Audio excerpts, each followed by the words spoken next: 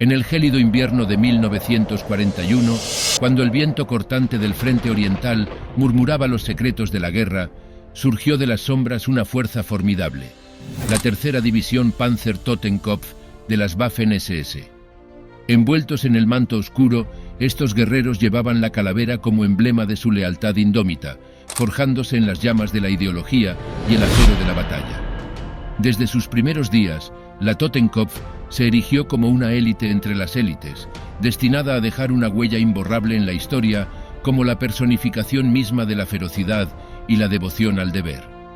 Bajo el liderazgo implacable del SS Obergruppenführer Theodor Eicke, la Totenkopf se alzó en este sombrío escenario, donde la contundencia era la ley. Únete a nosotros mientras exploramos la épica saga de la división Totenkopf, donde el honor se llamaba lealtad y la victoria se conquistaba a través de una feroz lucha sin cuartel. La calavera Totenkopf, emblema de fuerza y oscuridad. Si hay un símbolo que resuene en la conciencia global, es sin duda la Totenkopf, la calavera siniestra y sonriente que se erigió como el emblema de las SS. Para hallar el origen de este símbolo, tenemos que remontarnos a 1740, cuando se usó una calavera para adornar el catafalco del rey Federico Guillermo I de Prusia. Esta calavera se presentaba, como era y es habitual en cuestiones funerarias, sin mandíbula inferior, terciada hacia su derecha y con dos tibias cruzadas, todo ello bordado en plata sobre terciopelo negro. En memoria suya, en 1741 se creó el quinto regimiento de húsares, llamados húsares negros. Esta unidad se formó con escuadrones del primer regimiento Preußisches Husaren y del segundo regimiento Leibhusaren, dos unidades de élite de la caballería prusiana. Desde entonces, la calavera tuvo un gran protagonismo. En la Gran Guerra, la Totenkopf fue adoptada por unidades de Stormtruppen, lanzallamas e incluso algunos aviadores que, provenientes de unidades de caballería, le tenían cariño a las tercas caninas. El nacimiento de la división Totenkopf. Desde el sombrío telón de 1934 emergieron los bastiones de la crueldad en tierras alemanas, donde la guardia de los campos de concentración, como férreos centinelas de la desesperación, se encomendó a regimientos de poder indomable. El campo Dachau fue custodiado con implacable determinación por el primer regimiento Oberbayern. El campo de Sachsenhausen fue sometido al yugo del segundo regimiento Brandenburgo. El campo de Buchenwald, testigo de la implacable presencia del tercer regimiento Thüringen, y Mauthausen, postrado ante el dominio del cuarto regimiento Ostmark. Bajo la férula intransigente del Obergruppenführer Theodor Eicke, estos regimientos tejieron un oscuro tapiz de opresión, fusionándose en la siniestra sinfonía de las Totenkopf-Verbände. Al inicio de la Segunda Guerra Mundial, el éxito de las formaciones hermanas de la Totenkopf, como el regimiento Leibstandarte y las tres divisiones Standarten del Verfügungstruppe, llevó al Führer a aprobar la recomendación de Himmler de crear tres divisiones de las Waffen-SS en octubre de 1939. El 1 de noviembre, esta unidad echó raíces como la tercera división Panzer SS Totenkopf. Al frente de esta división se encontraba el SS Obergruppenführer Theodor Eicke, ya conocido por su fervor nacionalsocialista y la brutalidad que ejercía en los campos de concentración. Los principios morales de Eicke se arraigaron en la división Totenkopf, que rápidamente se destacó por su fanatismo y lealtad al partido. Estas unidades eran consideradas de calidad inferior respecto de otras unidades de combate de las SS y eran utilizadas en operaciones de vigilancia y guardia. Tras su creación, la Totenkopf se unió al segundo ejército bajo el mando del Generaloberst Maximilian von Weichs. A principios de la Segunda Guerra Mundial, en septiembre de 1939, durante la campaña de Polonia, fue enviada a Polonia para acabar con los últimos restos de resistencia polaca. En marzo de 1940, la división fue transferida al 15º Cuerpo Panzer, dirigido por el Generaloberst Hermann Hoth. Durante la ofensiva en el oeste, que incluyó los ataques a los Países Bajos y Francia, el 10 de mayo de 1940, la Totenkopf permaneció en reserva. Una semana después, el 16 de mayo, la división se lanzó al combate en Bélgica, sufriendo graves bajas debido a su fanatismo en la lucha. Una semana después de este combate, los elementos de esta división al mando del SS Obersturmführer Fritz Knöchlein ejecutaron 97 de los 99 oficiales británicos, miembros del Royal Norfolk Regiment, que se habían rendido. El 19 de mayo, la Totenkopf se ocupó de tareas en Le Château y Cambrai. A lo largo de la campaña en Francia, la división participó en intensos combates en diferentes regiones del oeste, como Le Château, Cambrai, Arras, Dunkerque, Seine, Loire, Lyon y Charente. En el noreste de Cambrai, la Totenkopf capturó a 16.000 prisioneros franceses. Sin embargo, al avanzar hacia la costa, se enfrentaron a una fuerte resistencia anglo-francesa que apenas pudieron contener, llegando al borde del pánico. Solo lograron detener los tanques enemigos mediante el uso de piezas de artillería, y se salvaron gracias a la intervención de los bombarderos en picado de la Luftwaffe. Luego, sufrieron considerables pérdidas durante la toma del canal de la Bassée. Cuando Francia finalmente se rindió, la división se encontraba cerca de la frontera española, donde permaneció hasta abril de 1941.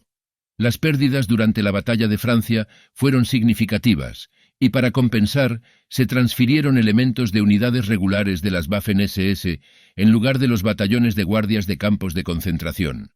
Para suplir sus pérdidas, la Totenkopf se vio obligada a requisar vehículos locales y otros materiales franceses. En abril de 1941, la división recibió órdenes de unirse al Grupo de Ejércitos Norte del general mariscal de campo Wilhelm Ritter von Lieb, mientras emprendían su viaje hacia el este rumbo a Leningrado. Con la tarea de romper la formidable línea Stalin, la tercera división SS Totenkopf libró intensos combates en Lituania y Letonia. Para julio, su implacable avance había hecho añicos las defensas, permitiéndoles acercarse poco a poco a su objetivo final, Leningrado. A medida que la división avanzaba más allá de Imyansk, su determinación se vio sometida a una serie de feroces enfrentamientos desde el 31 de julio hasta el 25 de agosto. La Totenkopf se encontró inmersa en cruentos combates cerca de Leningrado, donde ambas partes lucharon con una determinación inquebrantable. Día tras día, los soldados de la Totenkopf avanzaron, superando la resistencia enemiga, navegando entornos urbanos traicioneros y soportando duras condiciones. La batalla por Leningrado se convirtió en una prueba agotadora de su temple, mientras luchaban por romper las defensas soviéticas y capturar objetivos clave. Durante el otoño e invierno de 1941, los soviéticos lanzaron múltiples operaciones contra las líneas alemanas en el sector norte del frente.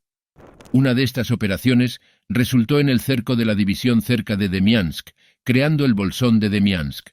La Totenkopf sufrió fuertes pérdidas en estas batallas y fue rebautizada como Kampfgruppe Eicke, debido a su reducido tamaño.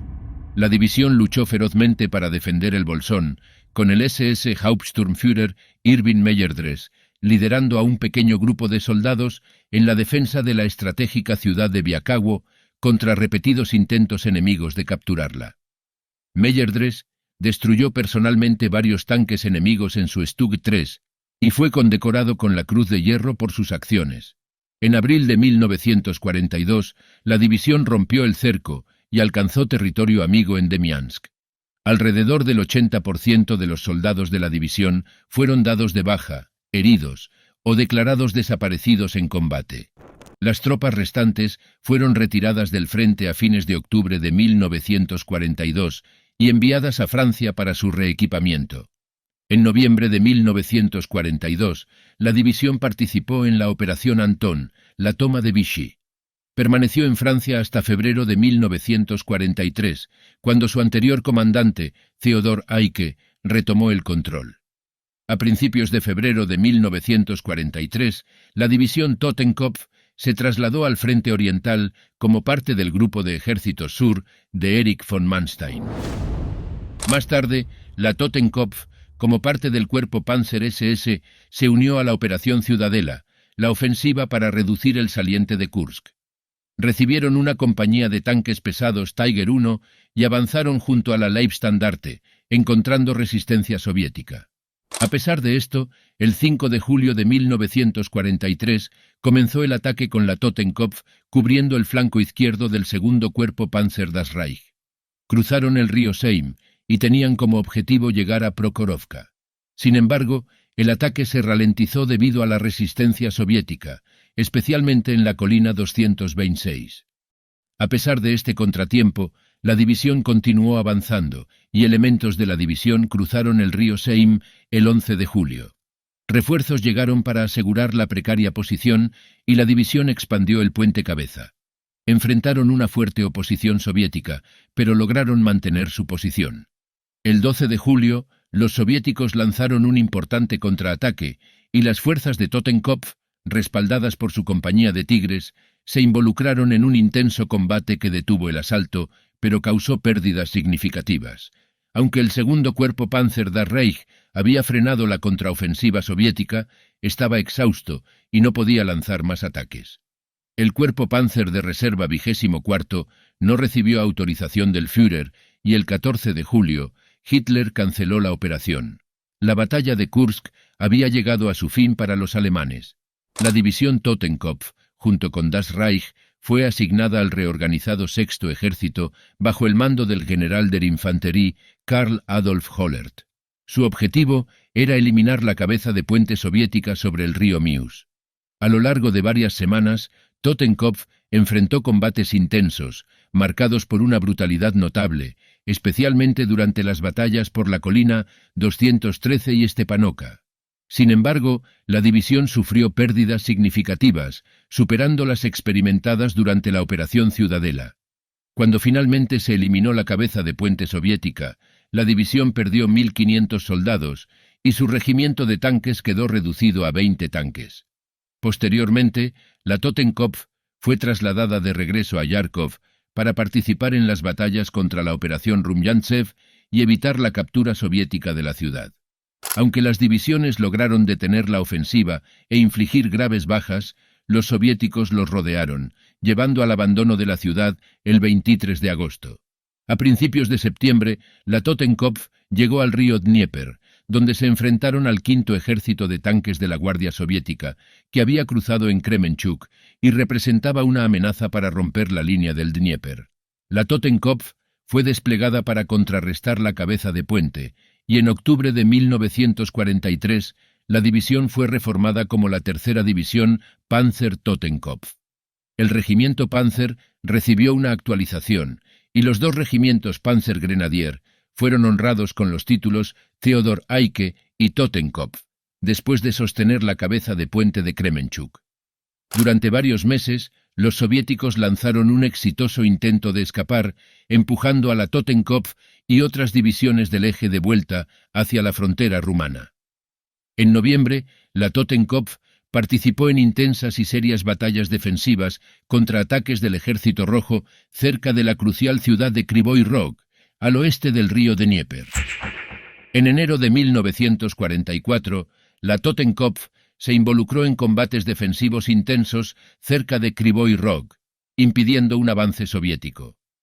En febrero, la división fue enviada para ayudar en los esfuerzos de rescate de las tropas alemanas atrapadas en la bolsa de Cherkasy. Atacaron hacia Korsun y se unieron exitosamente con las fuerzas cercadas después de una feroz batalla cerca de Kharovograd. En marzo, la Totenkopf retrocedió detrás del río Bug y estableció nuevas posiciones defensivas, retirándose junto a la división Panzer Grenadier Großdeutschland. Se retiraron al Dniester, cerca de Ayashi, en la frontera rumana en abril.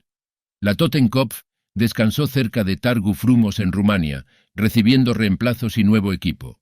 Regresaron a la acción a medida que los ataques soviéticos se intensificaron en una batalla cerca de Iași. En julio, la Totenkopf se unió al primer cuerpo Panzer del SS Obergruppenführer Otto Gill cerca de Grodno, Polonia, para defender los accesos a Varsovia. Llegaron al frente de Varsovia a finales de julio de 1944. Durante el levantamiento de Varsovia por parte del Ejército Nacional Polaco, la Totenkopf resguardó las líneas del frente y repelió ataques de exploración soviéticos a mediados de agosto, cerca de Maudlin. Junto con la quinta división Panzer SS Viking y la división Panzer Hermann Göring, la Totenkopf derrotó decisivamente al tercer cuerpo de tanques soviético. Su efectivo uso del terreno y ópticas superiores les permitieron superar a los tanques soviéticos. Estas divisiones jugaron un papel crucial en la defensa de la línea del Vístula y en el establecimiento del grupo de ejércitos Vístula. En diciembre de 1944 se ordenó al cuarto cuerpo Panzer SS aliviar al atrapado noveno cuerpo de montaña SS en Budapest. Lanzaron la Operación Konrad, con Konrad I siendo el primer ataque el día de Año Nuevo de 1945. A pesar de las victorias iniciales, la fuerte oposición soviética obstaculizó su progreso. Tras el fracaso de la Operación Konrad, la Totenkopf y la quinta división Panzer Viking lanzaron la Operación Konrad II con el objetivo de llegar al centro de la ciudad. Hicieron avances significativos, pero se les ordenó retirarse como parte de una estratagema. La Operación Konrad III buscó cercar a las unidades soviéticas, pero no logró su objetivo. El noveno cuerpo de montaña SS finalmente se rindió a mediados de febrero. La división se retiró hacia el oeste, participando en la retirada de Budapest hacia la zona cercana al lago Balatón. Brindaron apoyo de flanco durante la Operación Spring Awakening, pero enfrentaron fuertes combates a medida que la ofensiva se estancaba. La ofensiva de Viena por parte de los soviéticos cercó a la Totenkopf y Viking. Para evitar un cerco completo, la novena división Panzer SS Hohenstaufen luchó para mantener abierta la ruta de escape mientras el cuerpo de Gill escapaba. Sin embargo, ataques soviéticos subsiguientes empujaron al cuarto cuerpo Panzer SS de vuelta hacia Viena, perdiendo contacto con divisiones vecinas y abandonando la defensa organizada. Los restos de la Totenkopf realizaron una retirada combativa hacia Checoslovaquia y se rindieron a las fuerzas estadounidenses a principios de mayo. Posteriormente, fueron entregados a los soviéticos, y muchos soldados de la Totenkopf perecieron en los gulags soviéticos. Después de la guerra, la tercera división SS Totenkopf fue desbandada, y muchos de sus miembros fueron capturados por las fuerzas aliadas como prisioneros de guerra. Tras las líneas, comandantes de la Totenkopf. La tercera división SS Totenkopf fue comandada por líderes formidables, estrategas valientes que guiaron a sus tropas con firmeza en los campos de batalla más desafiantes. Desde sus primeros días hasta el último conflicto, estos comandantes, figuras en la sombra de la historia, dejaron una marca imponente en la narrativa de la Totenkopf. Encabezando la lista, el SS Obergruppenführer Theodor Eicke. En los campos de Hampont, bajo el manto del Imperio Alemán, nació Theodor Eicke el 17 de octubre de 1892, el menor entre 11 hijos de un valeroso jefe de estación. Juventud marcada por la Cruz de Hierro de segunda clase, un héroe de la Primera Guerra Mundial. Tras años como pagador de regimiento y condecorado guerrero, Eicke emprendió un camino de desafíos. Desde las aulas de una escuela técnica hasta su papel como custodio de la paz, su destino se trenzó con la historia. Abrazó la valentía, desafiando la República de Weimar, hasta hallar su lugar en las huestes de IG Farben, donde lideró la seguridad interna con destreza en Ludwigshafen. En las brumas de diciembre de 1928, Eicke dejó su huella al unirse al Partido Nacional Socialista y a las SA. Sin embargo, su destino tomó un nuevo rumbo en agosto de 1930, cuando abandonó las SA para unirse a las SS. En rápida ascensión, el 15 de octubre de 1931, Heinrich Himmler lo elevó al rango de SS Standartenführer, marcando su camino en la política y la atención del Reichsführer de las SS. Su fervor político lo llevó a ser despedido de IG Farben en 1932, acusado de preparar atentados con bombas contra adversarios políticos. Condenado en julio de 1932 a 2 años de prisión, la intervención del ministro de Justicia Franz Gürtner le otorgó protección, permitiéndole escapar de la condena. Refugiado en Italia por orden de Himmler, ascendió a SS Oberführer en la Italia fascista de Mussolini el 21 de octubre de 1932. Con el ascenso del nacionalsocialismo al poder en marzo de 1933, Eicke regresó a Alemania. Nombrado por Himmler como comandante del campo de concentración de Dachau el 26 de junio de ese mismo año, tomó las riendas tras denuncias y procesos penales contra el primer comandante. En un campo que ya albergaba a unos 2000 detenidos, Eicke solicitó y obtuvo la creación de las unidades de guardia de las SS, una unidad permanente subordinada solo a él. Theodor Eicke reorganizó rápidamente las bases del sistema de campos de concentración de Dachau, estableciendo un modelo que se replicaría en toda Alemania. Imponiendo disciplina estricta, obediencia total y reglamentos disciplinarios severos, introdujo el icónico uniforme de rayas azules y blancas, un símbolo que llegaría a representar los campos de concentración en toda Europa. Los guardianes del Oscuro Reino portaban uniformes adornados con el siniestro emblema del cráneo con huesos cruzados en sus cuellos, reflejo de la implacable frialdad que emanaba de su líder, Theodor Eicke. Su aversión por la debilidad marcó a sus hombres, siendo él mismo conocido por su firmeza inquebrantable. El antisemitismo y el anticomunismo de Eicke, junto con su exigencia de obediencia total, cosecharon el favor de Heinrich Himmler, quien lo ascendió a SS Brigadeführer el 30 de enero de 1934.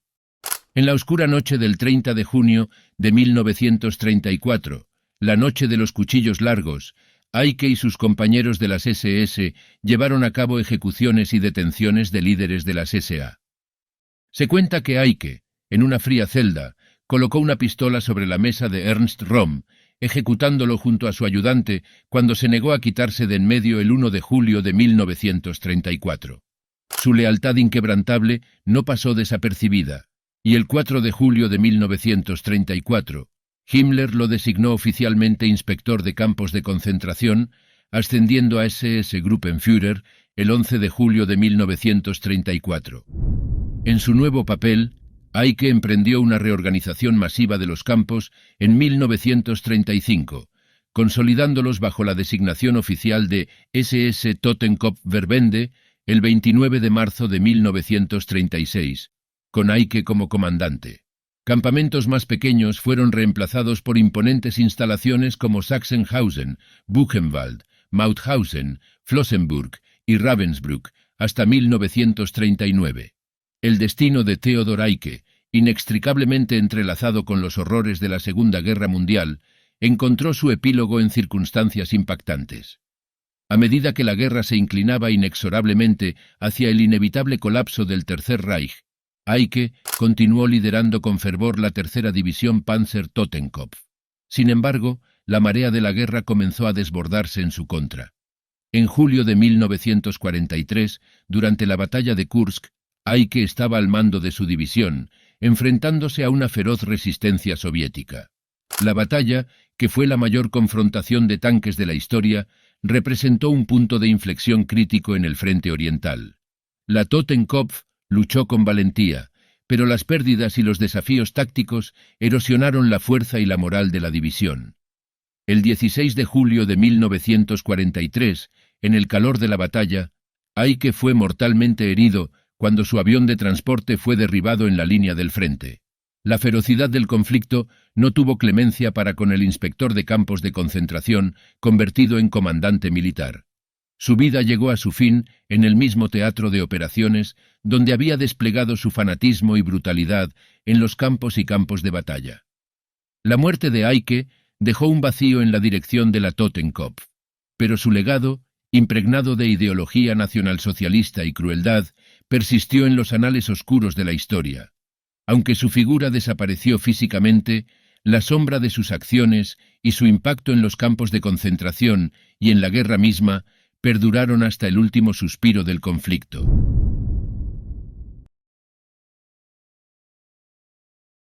En segundo lugar, el Obergruppenführer Matthias Klein-Heisterkamp. Matthias Klein-Heisterkamp, un hombre marcado por la brutalidad de la Primera Guerra Mundial, se forjó en los campos de batalla occidentales y orientales, donde su valentía le valió la distinción de ambas clases de la Cruz de Hierro y una insignia de herida de plata. Su lealtad a las filas militares no se desvaneció con el fin del conflicto, ya que se unió al Freikorps, un grupo paramilitar, y posteriormente sirvió en la Reichswehr.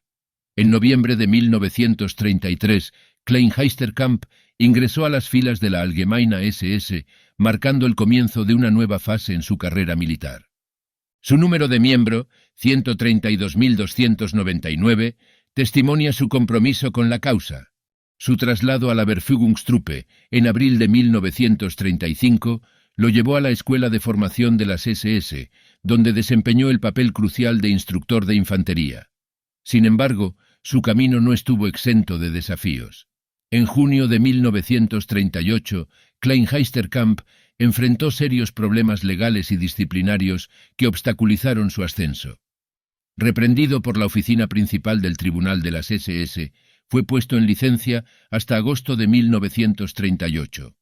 A pesar de estos contratiempos, regresó al servicio activo y fue asignado a la Standarte Deutschland, que posteriormente se transformaría en la temida división de las SS Das Reich. El 20 de abril de 1937, Klein-Heisterkamp cruzó otro umbral al unirse al Partido Nacional Socialista con el número de miembro 4.158.238. Su carrera, marcada por altibajos, reflejó la complejidad de las intrigas internas y las demandas implacables del régimen.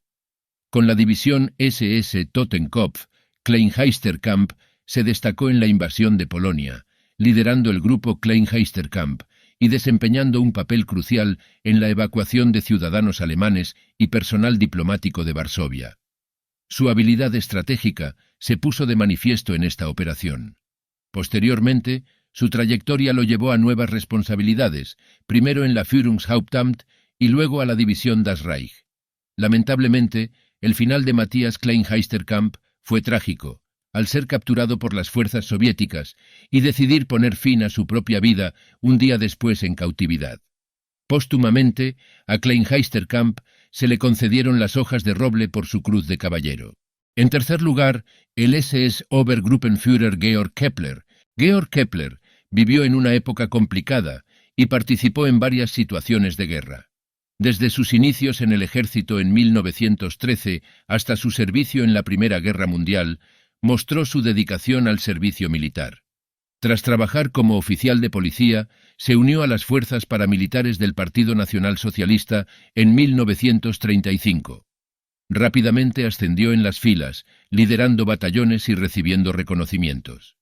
En 1938 comandó el regimiento Der Führer y participó en importantes campañas, como la invasión de Francia y la Operación Barbarroja.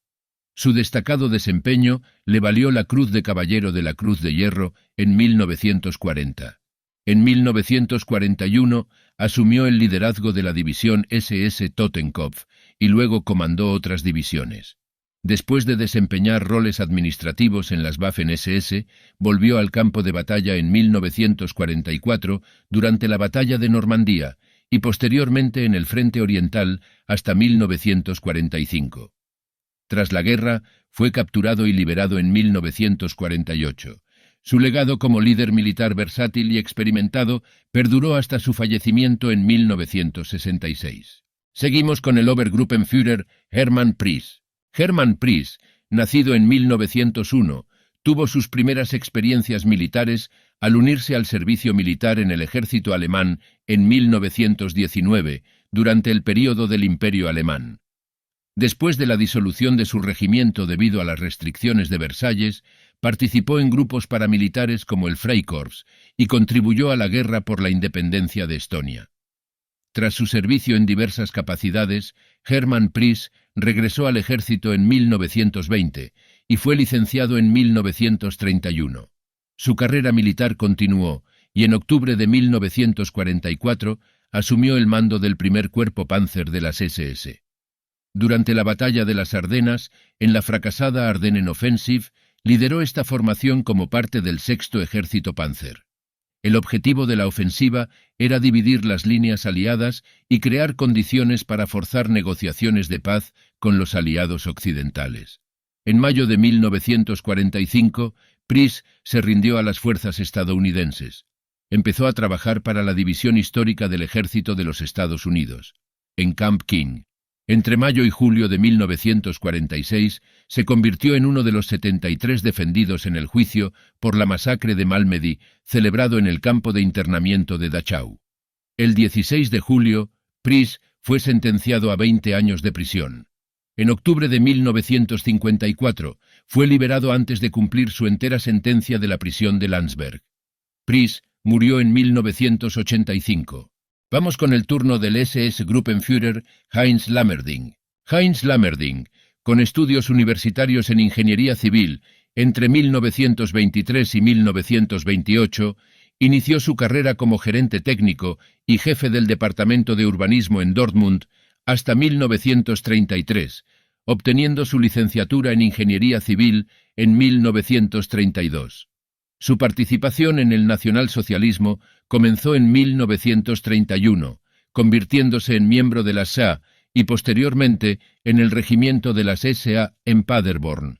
En 1934 asumió roles de liderazgo en el departamento de ingeniería de las SA, pero la purga de líderes en las SA en 1934 redujo su influencia significativamente. Lammerding se unió a las SS en 1935 y luego a las Verfügungstruppe, siendo pagado como Obersturmführer en el batallón de ingenieros de asalto. Ascendió a Hauptsturmführer en 1937 y continuó su formación en la Escuela de Oficiales de Brunswick. En 1939 fue nombrado SS Sturmbannführer y se le encomendó la formación y el control del batallón de ingenieros de la Panzerdivisión Totenkopf.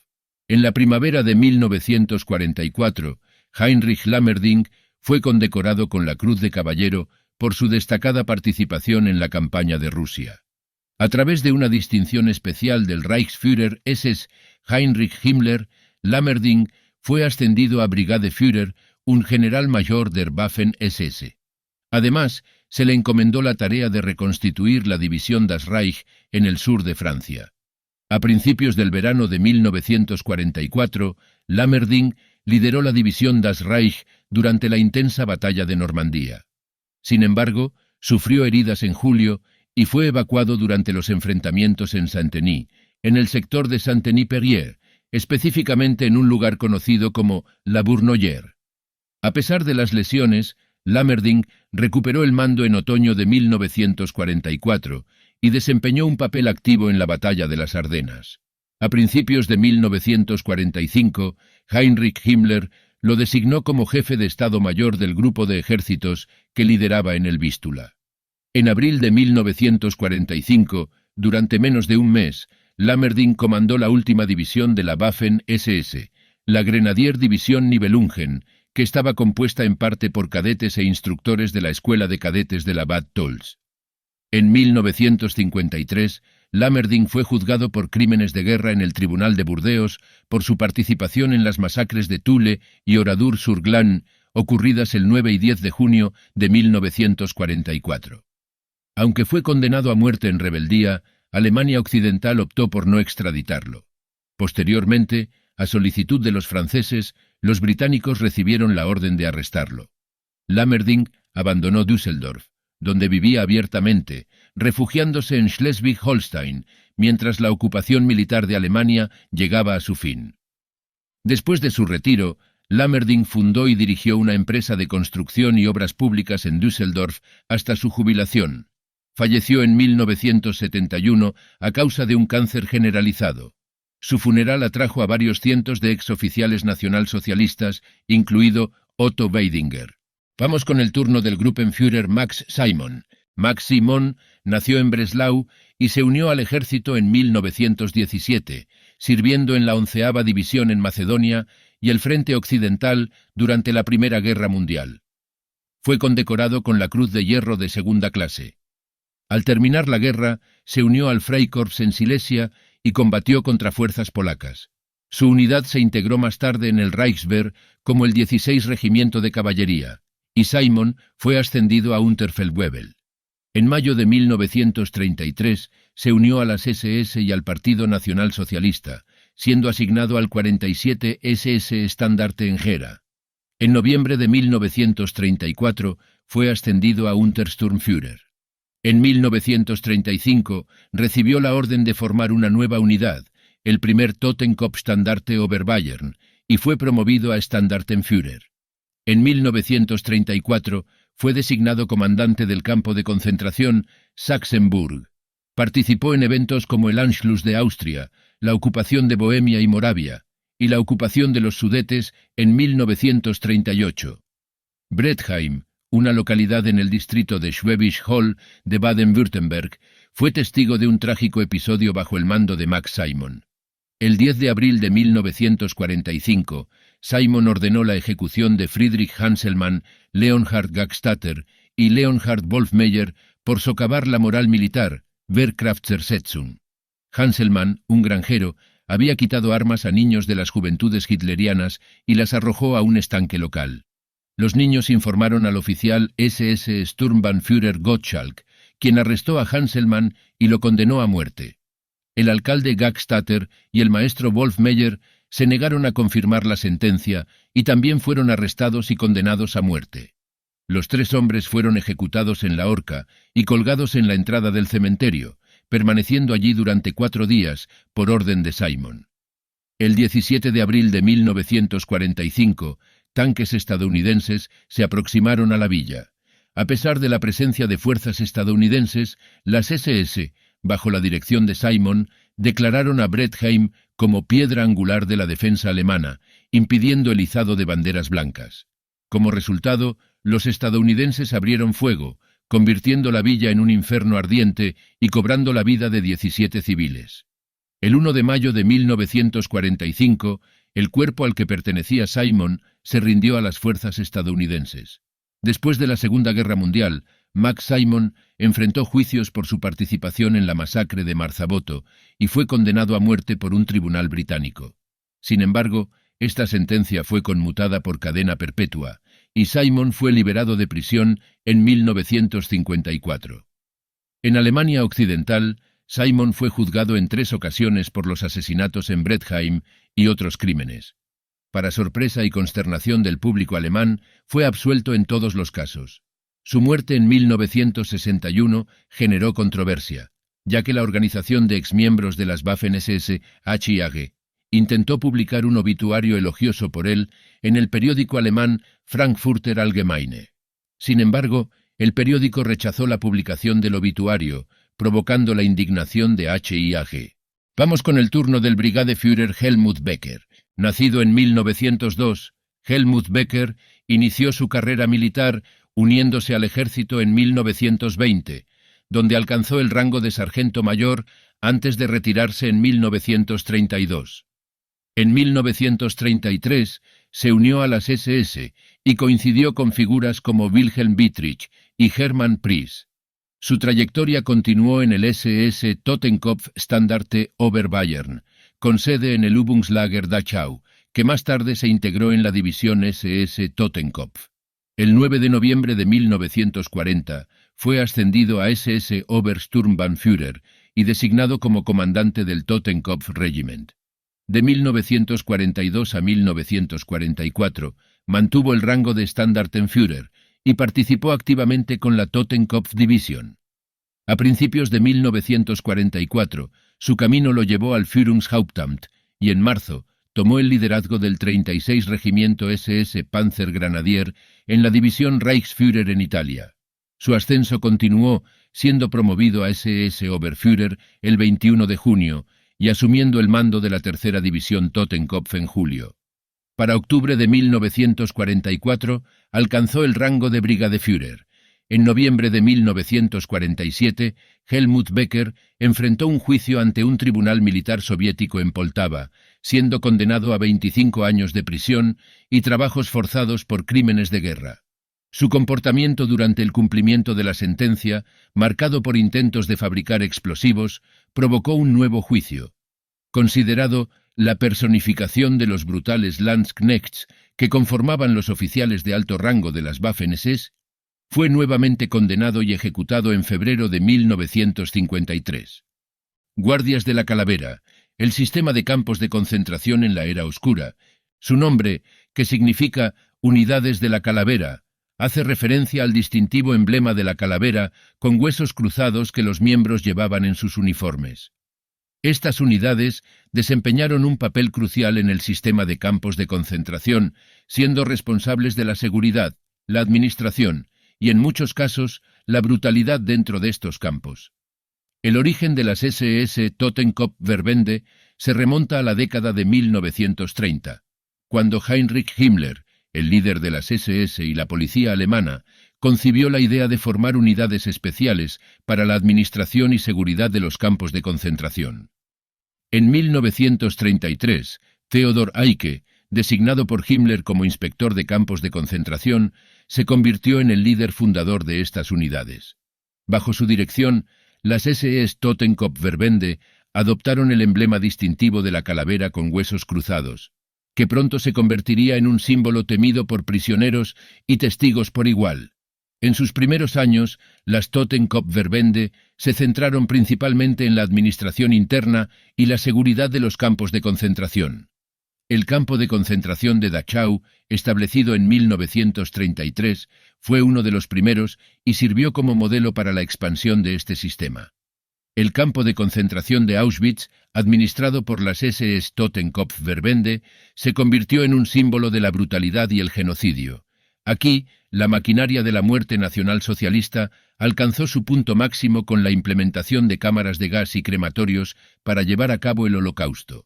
A medida que avanzaba la guerra, las SS Totenkopf-Verbände continuaron su participación en el frente, y muchos de sus miembros estuvieron involucrados en las atrocidades de las unidades móviles de exterminio, los Einsatzgruppen. La brutalidad de estas unidades se manifestó en la masacre de comunidades enteras, especialmente en el frente oriental. Las SS Totenkopf-Verbände en Dachau. Después de que el Führer asumiera el cargo de canciller del Reich alemán, el 30 de enero de 1933, los nacionalsocialistas establecieron rápidamente una dictadura en el Reich alemán mediante medidas de terror. La persecución y eliminación de la oposición política desempeñaron un papel central en este proceso, dando lugar a la apertura de campos de concentración para la detención masiva de opositores políticos en todo el Reich, como el campo de concentración de Dachau. El 22 de marzo de 1933, los primeros transportes de prisioneros llegaron al campo, que se estableció en el terreno de una antigua fábrica de pólvora y municiones. En 1933, el comandante del campo, Theodor Eicke, implementó un reglamento que incluía normas brutales de penalización para los prisioneros y disposiciones reglamentarias para la SS del campo. Este reglamento institucionalizó la dominación de la SS sobre los prisioneros, caracterizada por la arbitrariedad y el terror. En 1934 se llevó a cabo la ejecución de varios funcionarios de las SA por parte de las SS, incluyendo a 20 en el campo de concentración de Dachau. El papel de la SS en esta masacre contribuyó a su ascenso en la jerarquía. Unidades de la SS asumieron el control de otros campos de concentración que previamente estaban bajo la supervisión de la SA. Theodor Eicke, ahora designado como inspector de los campos de concentración, extendió el modelo de Dachau, concebido por él, a todos los demás campos de concentración. En 1935, el Führer decidió implementar el sistema de campos de concentración como una herramienta política de terror, marcando el camino hacia un estado de excepción permanente y el control arbitrario de la Gestapo y la SS bajo la dirección de Heinrich Himmler. Excepto por el campo de concentración de Dachau, todos los campos de concentración anteriores fueron cerrados, dando lugar a la creación de nuevos centros penitenciarios más grandes. Además de opositores al régimen, la persecución se extendió a personas por motivos racistas, ideológicos y de higiene social. Esto incluyó a minorías sexuales y étnicas, como homosexuales, gitanos sinti y romaníes. También se detuvo a personas que cometieron delitos repetidos o tenían un estilo de vida considerado inadecuado, catalogándolas como criminales y asociales, y fueron encarceladas en campos de concentración. En 1937 se inició la expansión del campo de la SS y la construcción de un nuevo campo de prisioneros con capacidad para 6.000 prisioneros. Estos prisioneros realizaron tareas de construcción en condiciones físicas extremas. El decreto sobre la lucha preventiva contra el delito por medio de la policía de 1937 sistematizó el procedimiento contra personas consideradas asociales y delincuentes profesionales. Este reglamento sentó las bases para detenciones masivas que ocurrieron al año siguiente en la denominada Operación Renuentes al Trabajo en el Reich. Después de la ocupación de Austria y del país de los Sudetes, miles de presos políticos de las etnias romaníes y sinti, así como judíos de las zonas ocupadas, fueron deportados al campo de concentración de Dachau. Durante los pogromos antisemitas de noviembre del año 1938, cerca de 11.000 hombres judíos fueron ingresados al campo de concentración de Dachau. La SS los maltrataba y extorsionaba para obligarlos a dejar su patrimonio y a emigrar. El 1 de septiembre de 1939 comenzó la Segunda Guerra Mundial con el ataque del ejército alemán a Polonia. A fines de septiembre, la SS evacuó provisoriamente el campo de prisioneros de Dachau para capacitar en ese terreno a la división de la SS Totenkopf. Hasta la primavera de 1940, más de 5.000 prisioneros fueron trasladados a los campos de concentración de Flossenbürg, Mauthausen y Buchenwald, donde sus condiciones de cautiverio empeoraron dramáticamente. A partir de 1940, cada vez más prisioneros de las zonas ocupadas por el Ejército Nacional Socialista fueron ingresadas al campo de concentración de Dachau. La cifra de prisioneros aumentó a alrededor de 10.000 prisioneros en verano de 1940. Al comenzar la guerra, las condiciones de vida empeoraron drásticamente para los prisioneros del campo de concentración. Las condiciones mortales de trabajo, el mantenimiento insuficiente y la falta de higiene en los campos provocaron un aumento enorme de la tasa de mortalidad. Después de la invasión a la Unión Soviética, en junio de 1941, el campo de concentración de Dachau se convirtió en un lugar de ejecución para prisioneros de guerra soviéticos. Los miembros del Ejército Rojo, identificados por la Gestapo como intelectuales, judíos o funcionarios comunistas, fueron fusilados por la SS del campo de concentración. Inicialmente, las ejecuciones masivas ocurrieron en el patio del búnker y más tarde fueron trasladadas al campo de tiro de Hebershausen. Allí, entre 1941 y 1942, la Schutzstaffel asesinó a más de 4.000 prisioneros de guerra soviéticos. A medida que se vislumbraba la derrota de la Wehrmacht en 1944, el Ejército Rojo y los aliados occidentales se acercaban a las fronteras del Reich. La SS evacuaba continuamente campos de concentración cercanos al frente mediante transportes de evacuación hacia el campo principal de Dachau. Este campo estaba abarrotado y las condiciones catastróficas provocaron una epidemia de tifus. En los subcampos, los prisioneros sufrían condiciones mortales. De las aproximadamente 40.000 personas que murieron entre 1933 y 1945, un tercio perdió la vida en los últimos 6 meses de la guerra.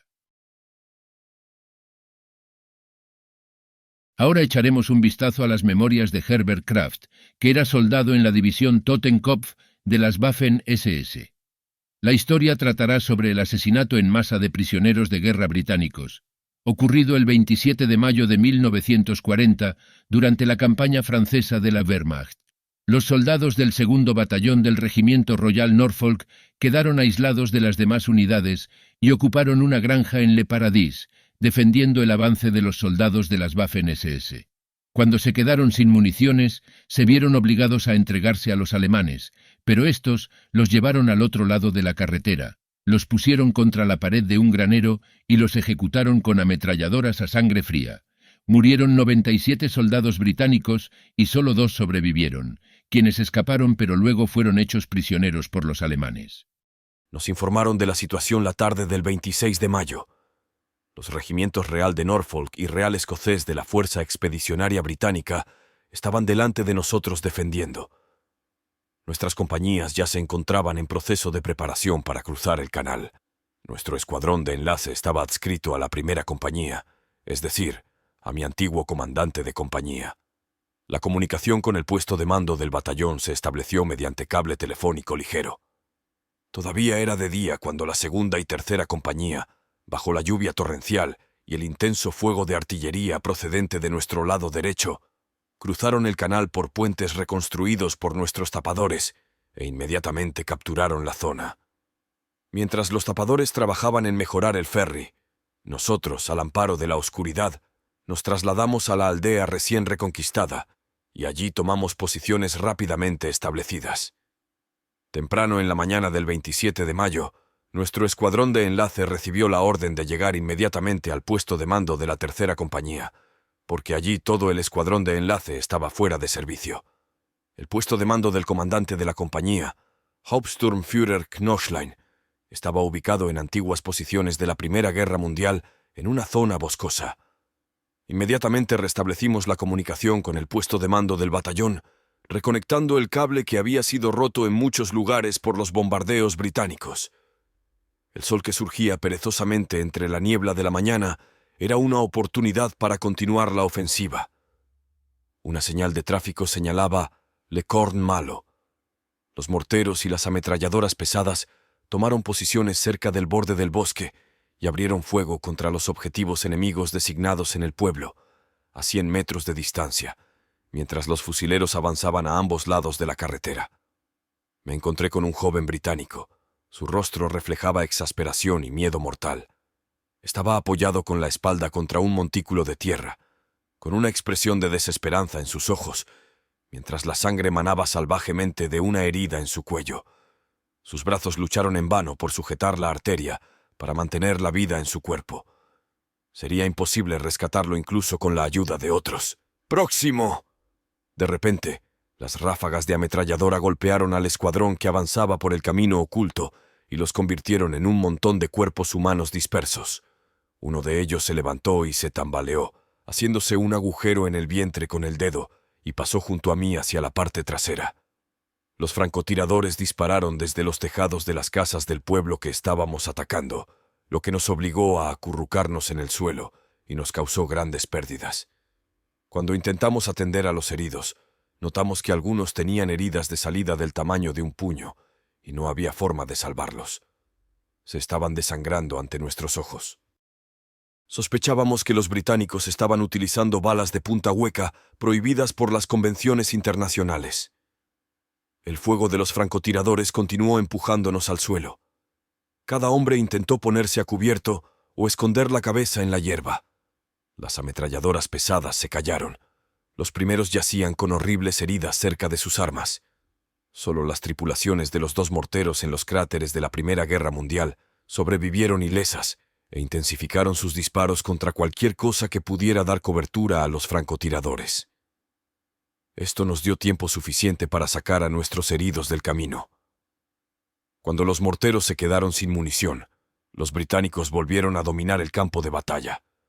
Los heridos nos dijeron que durante el ataque, su escuadrón había irrumpido en la posición enemiga. Los británicos se rindieron tras un breve tumulto y pidieron ayuda para 2 hombres heridos que yacían bajo las mantas. Mientras el escuadrón atacaba, estos hombres supuestamente heridos comenzaron a lanzar granadas de mano a los soldados que les habían mostrado misericordia. Las heridas causadas por los proyectiles especiales y las historias de los heridos nos tranquilizaron y nos dieron una nueva visión del enemigo. Después de que ocurrió un incidente del mismo acto de traición en el bosque, nos hizo creer que esta forma traicionera de luchar había sido adoptada por el enemigo. Solo unas horas más tarde, después de que los defensores de Le Corn Malo hubieran sido bombardeados desde varios lados a la vez, nuestra compañía logró pasar a la ofensiva e irrumpir en el pueblo. Los británicos que sobrevivieron retrocedieron en dirección a Le Paradis. El fuego enemigo cesó instantáneamente. Las municiones fueron llevadas al frente. Los heridos esperaron la evacuación, y las unidades que habían sufrido bajas se reunieron. Algunos hombres comían de sus bolsas de pan, sin importarles en absoluto las consecuencias de ser heridos en el abdomen. El camino junto al cual habíamos colocado a nuestros hombres muertos en el césped, y por el cual retomamos la lucha, nos condujo hacia un asentamiento más grande. Avanzamos en dirección general al noreste. Al poco tiempo empezaron a sonar las ráfagas de ametralladora de un enemigo invisible. Las zanjas inundadas, los setos, los pajares, los patios aislados, la hierba alta y el denso trigo joven dieron a los fusileros enemigos una oportunidad perfecta para utilizar la zona. Por todas partes se podían encontrar francotiradores al acecho y nidos de ametralladoras. Los morteros de apoyo no lograron dar su pleno efecto. El campo delante de Le Paradis era ancho y llano. Las defensas británicas defendieron con inusual valentía y amargura. Las pérdidas de muertos y heridos se multiplicaban. Allí nuevamente un enemigo totalmente invisible, sorprendiéndonos con sus habilidades, nos tenía inmovilizados en el suelo. Por supuesto que teníamos que conseguirlos. Nos arrastramos a 4 patas y nos arrastramos sobre manos y rodillas para acercarnos al enemigo. Y retrocedieron hábilmente y sin ser vistos. Sin embargo, tuvimos que recorrer miles de metros para llegar al objetivo del ataque, y tras la pradera que nos daba cobertura, comenzaba un amplio y llano campo arado. Superarlo sin apoyo sería un puro suicidio. Recordé el entrenamiento en el campo de tiro. En aquel momento la artillería nos había apoyado perfectamente. Un alarde, estaba pensando esta vez. No tenía idea de dónde habían estado nuestras armas, fabricadas en las fábricas de Skoda durante todo este tiempo. El puesto de mando de nuestro comandante de batallón, Sturmbannführer Fortenbacher, un veterano de la Primera Guerra Mundial, había sido trasladado al frente. Se suponía que debía enrollar el cable hasta el antiguo puesto de mando y tender una línea de comunicación hasta el nuevo. Regañando, y a 4 patas, recorrí todo el camino mientras enrollaba el cable de 500 metros. En un carrete pequeño. ¡Qué odio le tenía a este tipo de tropas! En el momento en que salí del alcance del fuego de la ametralladora Tommy, inmediatamente comencé a buscar un nuevo puesto de mando. Allí tuve que conectar la nueva línea y regresar a la 3ª compañía Knüschlein. Para entonces, el enemigo se había retirado a Le Paradis. Seguimos adelante. La artillería y las ametralladoras pesadas podrían volver a disparar contra los objetivos identificados. A pesar de esto, la resistencia enemiga siguió siendo tan eficaz que sufrimos grandes pérdidas en las proximidades de esta aldea. Nuevamente nos obligaron a tirarnos al suelo. Cada intento de irrumpir en Le Paradis de una sola vez provocó numerosas bajas. Desde el puesto de mando del 1er batallón podíamos ver el campo frente a la 3ª compañía, como pude comprobar yo mismo. Se suponía razonablemente que simplemente no podía continuar así. ¿Dónde estaban los tanques y la artillería de nuestra división? Cuando sonó el teléfono informé al comandante de la compañía. Detrás de nosotros había un obús que estaba disparando para vencer la resistencia de los defensores de la aldea. Poco después, el primer proyectil pasó por encima de nuestras cabezas y alcanzó una granja cercana. Luego, proyectil tras proyectil comenzó a impactar en las supuestas posiciones. Aquí bastaba con que se vieran banderas blancas. Las ruinas, el fuego y el espeso humo muestran los lugares donde impactaron los proyectiles. Tenemos que superar los últimos 100 metros. Y luego, de nuevo, las tropas que avanzaban comenzaron a ser aniquiladas por ráfagas de ametralladora desde un enorme edificio de varios pisos. Fueron acompañados por los frecuentes disparos de fusil, y los compañeros comenzaron a caer al suelo nuevamente. Intentamos aprovechar cada montículo, cada pequeño hueco de la tierra de cultivo. Nadie se atrevió a atrincherarse para no llamar la atención de los francotiradores, y nuestro obús guardó silencio. Maldita sea, deberían haber visto la situación en la que estábamos. O tal vez también mataron a los tripulantes. Pero entonces los proyectiles empezaron a impactar en el edificio central del pueblo, desde donde los defensores nos disparaban intensamente. Desde mi posición observé que durante el fuego de artillería, los motociclistas entraban en el pueblo por el otro lado y entablaban un tiroteo.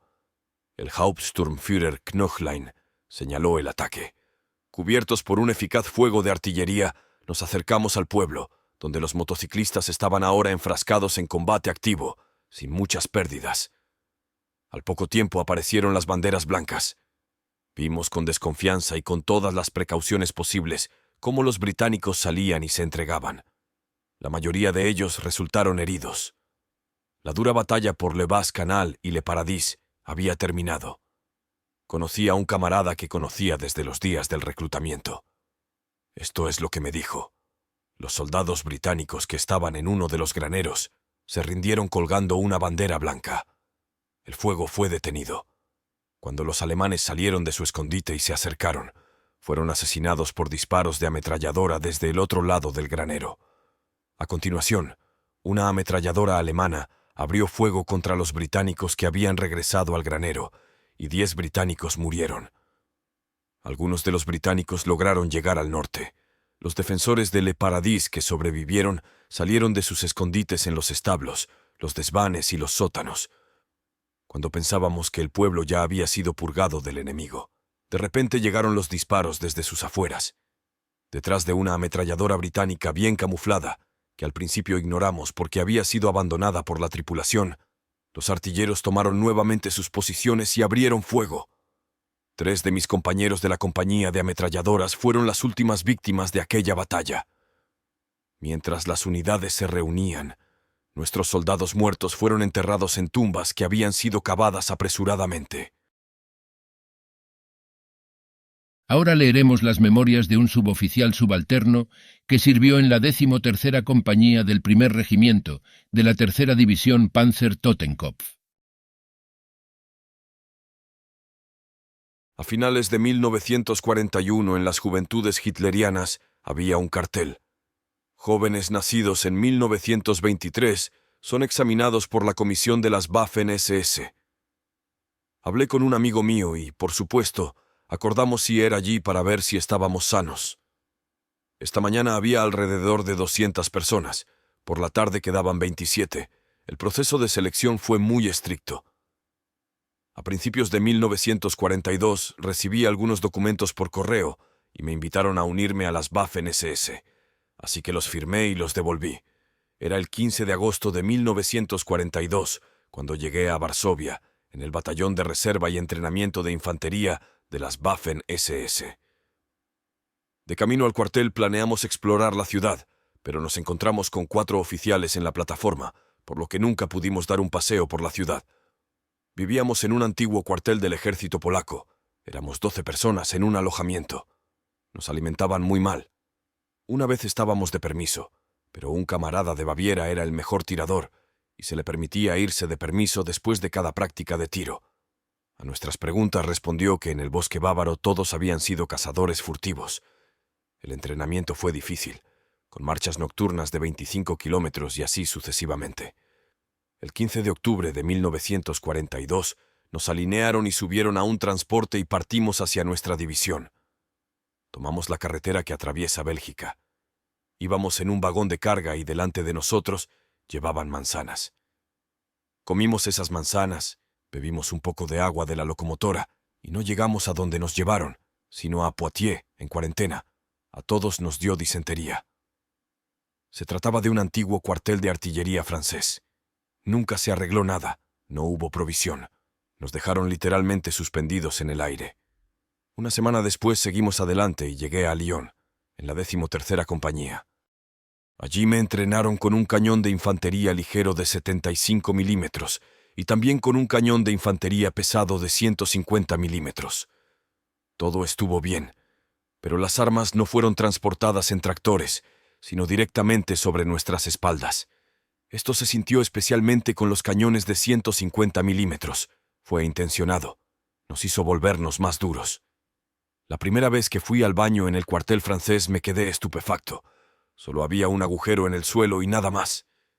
Ese fue mi primer contacto con los sanitarios del sistema francés. En Nochebuena estábamos en un bar francés. Había un árbol de Navidad, un balcón abierto, mesas para 3 personas, y en cada mesa había dulces, chocolates y una jarra de cristal con alcohol. No recuerdo cómo llegué al cuartel después de eso, pero después de eso nos encerraron allí y pasamos la víspera de Año Nuevo allí bajo arresto. Luego escuchamos el rumor de que nos enviarían a África. Somos el Totenkopf, la Leibstandarte, el Reich y la división de la Wehrmacht Großdeutschland marcharemos hacia Alejandría. Pero nuestros vehículos estaban pintados de blanco y llegaban transportes con destino a Rusia. El objetivo era Stalingrado. Yo estaba en el último vagón abierto. Había un cañón de 150 milímetros y yo lo estaba vigilando. Era febrero, hacía frío. Yo estaba en el vagón abierto y nuestra cocina estaba en el primer vagón. Solo una vez en todo el camino logré llegar allí. En las estaciones había cocinas de campaña de la Cruz Roja, pero normalmente no había comida allí. En Reichshof, que es la estación fronteriza entre el gobierno general y Rusia, había una cocina de campaña con sopa hecha de fideos a solo 3 vías del tren de mí. Le pregunté a un hombre que pasaba por mi andén cuánto tiempo pasaría antes de que partiéramos, y me dijo que serían entre 5 y 10 minutos. Corrí a la cocina de campaña para conseguir algo de comida. Un tren hospital pasaba entre la cocina y nuestro tren, y cuando pasó, mi tren ya había partido. Me quedé a medio vestir, sin cinturón y con un plato de fideos. Os podéis imaginar cómo me sentí. Entonces fui a la estación. Allí me dijeron que un tren con tanques de gasolina va en media hora. No se detiene, así que tengo que subirme a un tanque en movimiento. Luego estuve en un tren de carga, luego en un vagón con cañones antiaéreos, luego en un tren de pasajeros, luego adelanté un escalón de nuestra división. Allí me dijeron dónde estaba mi 13ª compañía, y luego encontré mi compañía en un pueblo.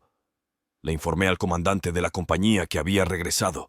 Me envió con el suboficial, quien me regañó mucho y me expresó todo.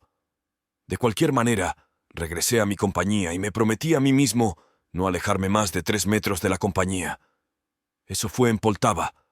Desde allí avanzamos hacia Yarkov, tomamos Yarkov, y desde allí avanzamos hacia Belgorod. Allí nos detuvieron. Lo que no entendíamos era la razón por la que nos detuvieron. Estábamos atacando también. Nos quedamos allí poco tiempo. Nos enviaron a la retaguardia y yo me fui de permiso. Fui a casa. Cuando regresé a la unidad, me enviaron a la escuela de suboficiales. Después de terminar la escuela, obtuve una licencia nuevamente y el 22 de octubre de 1943 me comprometí. Después de eso regresé a la empresa como comandante de armas. Allí participé en un capítulo doloroso, la retirada a Krivoy Rog, y luego cada vez más lejos. Durante esta retirada mi arma chocó con un cañón de asalto en el camino, comandado por un caballero de la Cruz de Caballero. Tanto mi arma como su arma de asalto quedaron inutilizadas y nos vimos obligados a destruirlas. En ese momento mi compañía ya no quedaba casi nada. Solo estaba el comandante de la compañía y literalmente 2 o 3 hombres más. El comandante de la compañía no pudo llevarnos a todos con él. Tomó a nuestro conductor y nos dijo, a 3 hombres y a mí, que fuéramos a Dubosari y lo buscáramos allí. Recorrimos 90 kilómetros hasta Dubosari a pie, en el frío y sin comida. Allí se estaba reuniendo una compañía para marchar al frente, pero nunca quisimos ir allí, así que empezamos a buscar un lugar para pasar la noche. Logramos encontrar una habitación en el primer piso, justo en la calle principal, lo cual fue increíble. Allí usamos un barril de gasolina de 200 litros para hacer una sala de vapor y usamos el cañón de una ametralladora para secar nuestra ropa. Estábamos extremadamente sucios. Una mañana salimos de casa y justo enfrente de nuestra casa había un camión con los símbolos tácticos de nuestra 13ª compañía. Esperamos a que regresara el conductor, pero surgió una nueva dificultad. El conductor dijo que en el puente sobre el Dniester se inspeccionaban los vehículos y que los soldados no podían pasar por detrás sin permiso. Entonces nos escondimos en la parte trasera del camión debajo de algo que había allí tirado. No nos encontraron y estábamos de nuevo en nuestra empresa. La compañía se quedó en un pueblo y al día siguiente fuimos a Kishinev. En Kishinev nos instalamos en un cuartel, vimos una función en el teatro y al día siguiente me enviaron a Varsovia, al curso de candidatos a oficiales. Era lo mismo de siempre, como marchar, entrenamiento táctico y aprender nuevas armas. Luego me enviaron a la escuela Junkers en Praga. Eso fue en julio de 1944. En octubre de 1944, de repente me llamaron a la central y me dijeron que me enviarían inmediatamente a Breslau, donde se estaban formando 2 compañías en el batallón de entrenamiento y reserva de infantería. Fui en tren a Breslau. El personal de las 2 compañías ya estaba allí, pero todavía no había armas. Luego se dijo que no recibiríamos ninguna arma, por lo que a nosotros, los artilleros, nos tuvieron que dar permiso. Mientras tanto, mi esposa fue reclutada en el ejército, en la marina, como ayudante del cuartel general, no en el mar, sino en Saint-Blasien, en la Selva Negra. Allí había un famoso spa y sanatorio pulmonar, y allí se encontraba la sede de la Kriegsmarine, y allí trabajaba ella. No tenía ninguna decisión sobre dónde ir, si a Hildesheim, a casa de mis padres o a mi novia en Saint-Blasien. Llegué a Erfurt, sonó una alerta aérea. Salimos corriendo del tren, nos escondimos en agujeros y quedamos bajo el bombardeo estadounidense. Después del bombardeo no había trenes en Erfurt, pero después de un tiempo se anunció que un tren iba a Mainz, así que fui a ver a mi novia. Llegué a Ludwigshafen y de allí fui a Friburgo. Pasé la noche y a la mañana siguiente fui a Zeebrugg. El ferrocarril estaba por allí. Había 50 kilómetros hasta San Blasien. No había autobuses, así que tuve que recorrer 50 kilómetros a pie. Hacía frío. En San Blasien tuve mucha suerte. Encontré una habitación en un hotel y me pusieron una pensión en la Kriegsmarine. Regresé de mi permiso con un día de retraso, pero el suboficial me dijo que yo era el primero en regresar de mi permiso. Mi novia quería que me casara con ella, pero le dije que no deseaba dejarla viuda muy pronto. Me asignaron 30 cadetes, Skijägers, bajo mi mando. Solían molestar a las jóvenes en la cocina, y una vez las entrené durante medianoche para correr a través de ventisqueros, después de lo cual las dejaron solas. Luego, como creo que sabes, los rusos irrumpieron en el puente cerca de la estación de tren. Se hizo sonar la alarma de mayor grado de peligro. Todo el batallón de reserva se dividió en compañías que debían ocupar determinadas áreas de defensa. Mi empresa estaba en el Oder en Aurest. Estaba al otro lado del Oder. Allí no había ningún puente, solo un ferry. Había un gran número de refugiados, carros tirados por caballos, ganado, ancianos, mujeres y niños. Recibimos órdenes de construir nuestra posición defensiva. Al principio íbamos a construir en un dique en el Oder, pero estaba a unos 18 metros de distancia del río, con arbustos y árboles creciendo entre él y el Oder. Así que construimos una posición justo en la orilla del Oder. La sección de defensa que nos asignaron tenía un búnker debidamente construido, con una ametralladora MG. El búnker se construyó para proteger el recodo del lecho del río. A nuestra derecha, río arriba del Oder, había una franja plana de unos 120 metros, absolutamente plana, en la que crecía un solo árbol. Detrás estaba la zona de defensa de las Waffen-SS, y a nuestra izquierda, donde se encontraba el ferry, estaba la Wehrmacht. Durante la noche, enviamos un reconocimiento al pueblo vecino, y los rusos ya estaban allí. No pasó mucho tiempo antes de que estuvieran frente a nosotros. Intentaron cruzar el Oder en 3 barcos por una franja plana. Los aniquilamos, y ninguno sobrevivió. Además, el agua del Oder estaba helada, y quienes se metían en ella no podían salir nadando. Una mañana perdimos comunicación con una compañía vecina en el flanco izquierdo. Nos ordenaron retirarnos en dirección a Breslau. Había una casa de nuestro lado, cerca del ferry, y allí vivían una mujer y sus 3 hijas. Mientras nos retirábamos, les pedimos que nos acompañaran a Breslau, pero se quedaron en la casa. Hasta el día de hoy sigo pensando en lo que les pasó después. De todos modos, nos retiramos y tuvimos un contraataque repentino contra los rusos. Estaban totalmente perdidos, no lo esperaban en absoluto, y tuvieron enormes pérdidas. Después de eso, nuestra compañía fue la reserva de fortaleza. Eso significaba que siempre estábamos en combate cuerpo a cuerpo, ya fuera para contraatacar a los rusos que se abrían paso, realizar reconocimientos o ayudar a estabilizar una sección de la defensa, porque había muchas unidades de la Volkssturm en Breslau. La zona donde más frecuentemente combatimos fue cerca del aeropuerto de Gandau, en el distrito de la ciudad de Schmiedefeld. Los rusos entraron allí, porque la unidad bajo el mando de Speckmann acababa de huir de allí. Contraatacamos a los rusos por la noche, pero no pudimos tomar toda el área, porque los rusos habían atraído muchas fuerzas allí. De todos modos, esa parte de la ciudad la ocupamos bastante tiempo. Allí estaba el aeropuerto de Gandau, donde aterrizaban constantemente aviones U-52, trayendo municiones y transportando a los heridos. Luego estábamos protegiendo la calle Frankfurt, una calle muy larga. En el cruce con Piorstrasse había un terraplén del ferrocarril donde la Volkssturm defendía, y los rusos capturaron las 3 primeras casas detrás del terraplén del ferrocarril. A mí, con 10 soldados, me dieron órdenes de expulsar a los rusos de allí. Lo logramos con la pérdida de un hombre, pero capturamos un cañón antitanque ruso. Recibimos órdenes de sacar a los rusos del I-Berg 41, un enorme complejo de búnkeres, muros de hormigón, casamatas y galerías, resguardados por árboles y arbustos. Estaba siendo defendido por una parte de la Wehrmacht, y los rusos los atacaron inesperadamente, capturando todo el complejo excepto el búnker más grande, que aún estaba defendido por esta parte de la Wehrmacht. Nos ordenaron desbloquearlos, atravesar a los rusos, que eran entre 50 y 60 hombres de la unidad de penalización. Marchamos hasta allí fuertemente armados, incluso con Panzerfausts. Nos dividimos a lo largo del frente y atacamos, lanzando granadas de mano y disparando Panzerfausts. Los rusos nos devolvieron el fuego de los huracanes. 2 veces nos retiramos a un gran búnker y solicitamos el fuego de nuestra artillería. Lanzamos un ataque final y los rusos arrojaron sus armas. Nos quedaban 27 hombres. Seguimos peleando de la misma manera. En Breslau había grandes almacenes con alimentos para el frente y muchas unidades de retaguardia. Todos se quedaron en Breslau cuando fue rodeado, y desde allí conseguimos refuerzos, pero algunos de ellos ni siquiera sabían disparar.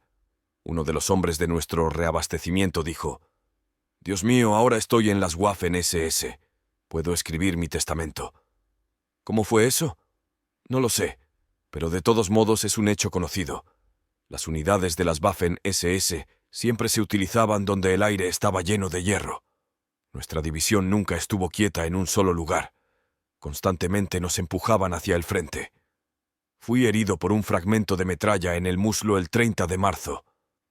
Me operaron inmediatamente en la enfermería del búnker, sin anestesia.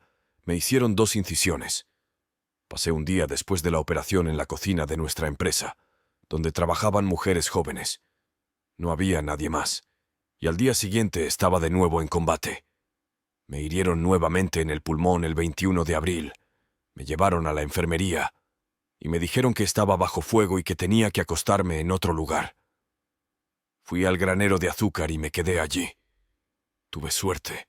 Estuve sangrando todo el tiempo durante 3 días, y con ella salió toda la suciedad de la herida, me dijeron después. Luego me llevaron a otro hospital, en el sótano del gimnasio. Corrió el rumor de que el 3 de mayo saldríamos de Breslau. Alguien de nuestra empresa venía a verme todos los días, y les dije que me trajeran con ellos. Lo hicieron, pero el avance no fue exitoso, y al día siguiente tuve un ligero ataque de derrame cerebral. Nuestra empresa tenía una posición cerca del puente Kaiserbrücke, en los sótanos, y cerca había un convento. Allí me cuidaron. El 6 de mayo Breslau capituló.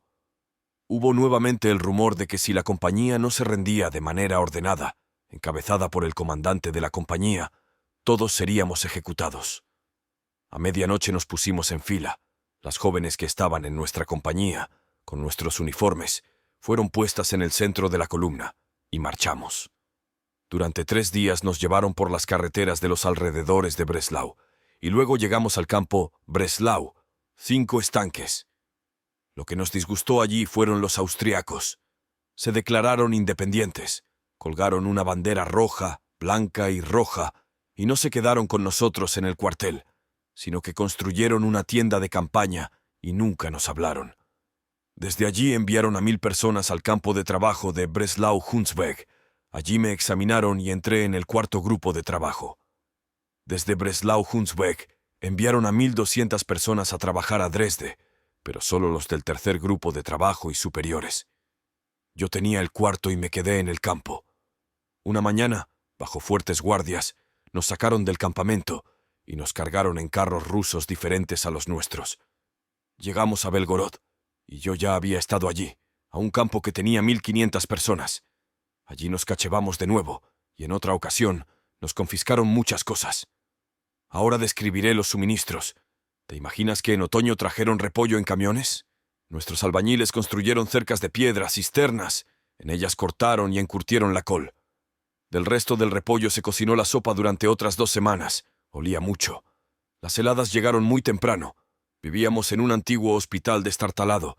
Dormíamos sin mantas sobre tablas, y en el techo crecían carámbanos a causa de nuestra respiración. No había calefacción ni estufa. Solo mucho más tarde construimos nuestra propia estufa. Nos contaban cada mañana. Siempre había algunas personas desaparecieron. Personas murieron cada noche. En diciembre del 45 no tuvimos oportunidad de enterrar a ninguna persona. Los cadáveres estaban apilados como leña. Solo en primavera fueron enterrados. Teníamos que trabajar en la estación de tren, en la fábrica de ladrillos. Los guardias fueron muy amables. Ellos también lo pasaron mal.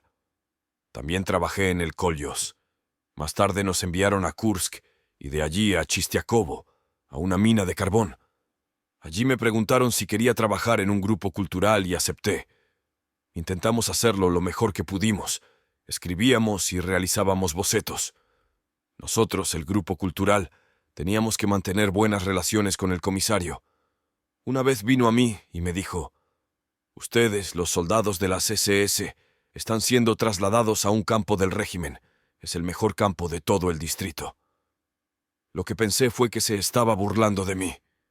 Llegamos a este campamento y, por un lado, no nos dimos cuenta de que era un campamento. Parecía un barrio residencial normal.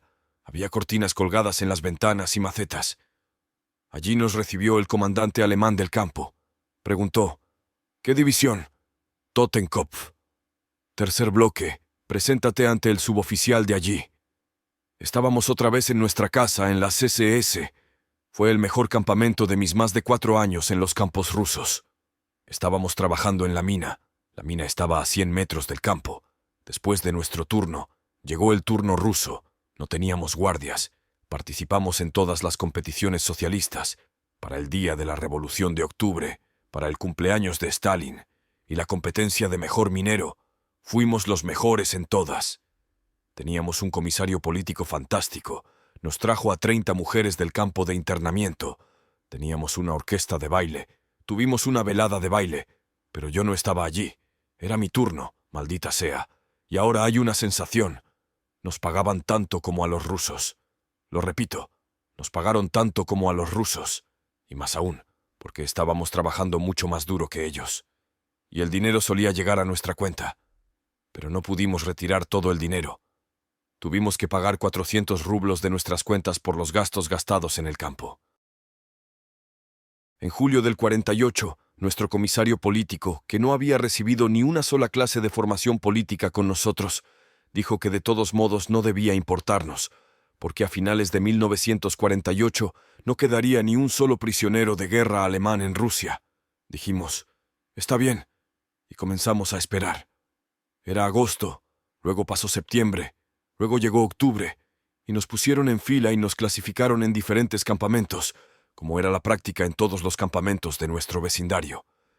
En ese momento teníamos mucho miedo de que nos ejecutaran a todos, porque dijo que a finales de 1948 no quedaría ni un solo prisionero de guerra alemán en Rusia.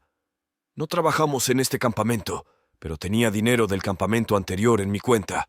Compré comida, traté a mis camaradas y pasamos unas excelentes vacaciones de Navidad. Luego me trasladaron a otro campamento.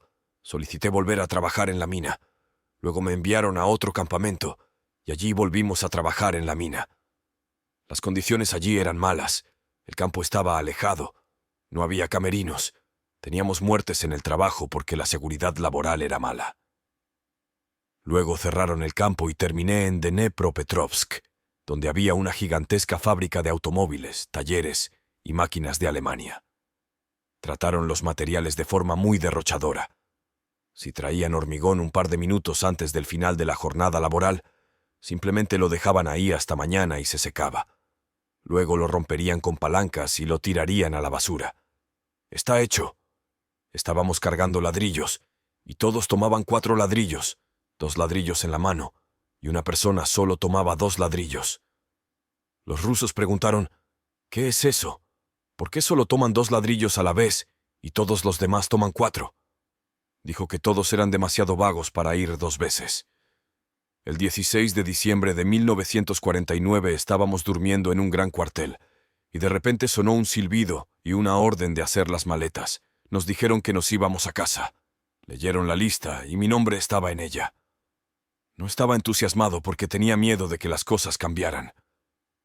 Con el resto de mi dinero compré en la carpintería 2 maletas grandes de madera, 3,000 cigarrillos, vodka, té negro y cosas así. Marchamos a pie por Dnepropetrovsk.